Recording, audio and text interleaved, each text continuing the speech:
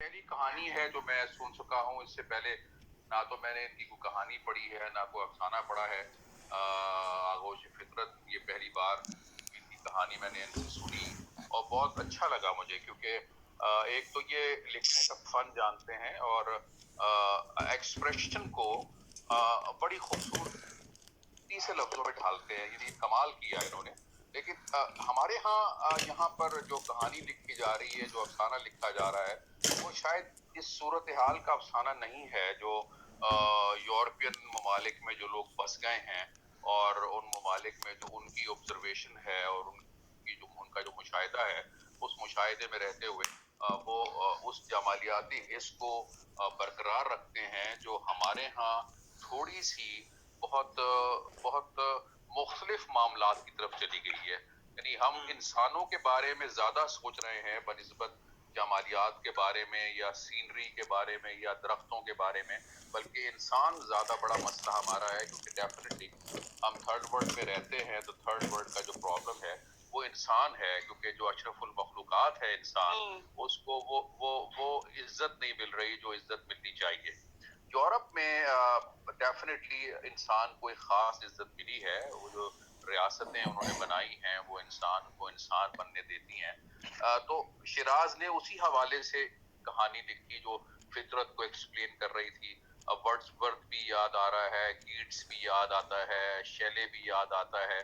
وہ تمام English literature یاد آتا ہے اور اس انگلش لٹریچر کا ایکسپریشن جو ہے وہ واضح طور پر ہمیں نظر آتا ہے. لیکن جو کمال ہے اس افسانے کا، جو اصل کمال ہے، جس نے مجھے ہارٹ کیا اور جس نے مجھے بے اندازہ امپریس کیا، وہ یہ ہے کہ بہت خوبصورت فضا کو لے کر چلے شیراز، اور اس خوبصورت فضا میں ایک دکھ کی سوئی انہوں نے چبوئی ہے.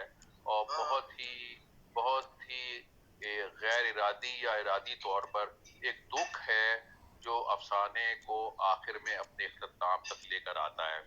اور ڈیفینیٹلی وہی دکھ ہے جو پوری دنیا کا دکھ ہے.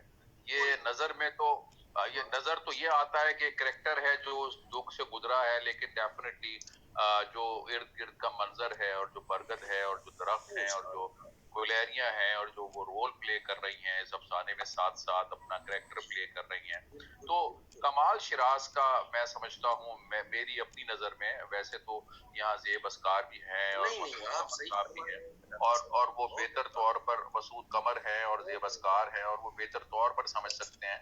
لیکن میں سمجھتا ہوں کہ شیراز نے جو کمال کیا وہ یہ کمال کیا ہے کہ ایک بہت خوبصورت فضا سے وہ ہمیں لے کر چلے ہیں، اور پھر اس فضا سے لے کر چلتے چلتے انگلی پکڑ کر وہ ہمیں ساتھ ساتھ لیے چلے ہیں، اور پھر ایک دکھ کے حوالے انہوں نے ہمیں کیا ہے.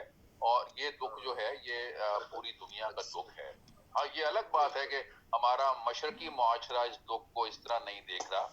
ہمارے مشرقی معاشرہ جو ہے وہ اور بہت سے دکھ ہیں جن کو جھیل رہا ہے، اور اس نے جھیلتے ہوئے دکھوں کو پر لکھنے کی کوشش کی ہے.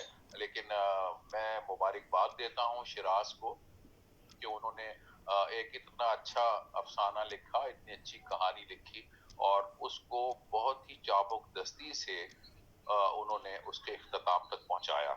اور یہاں ایک بات اور جو مجھے بڑی ہارٹ کرتی ہے وہ یہ کرتی ہے کہ یہاں بے زبان چیزیں بول رہی ہیں، بے زبان چیزیں، بے زبان درخت ہیں وہ بات کر رہے ہیں.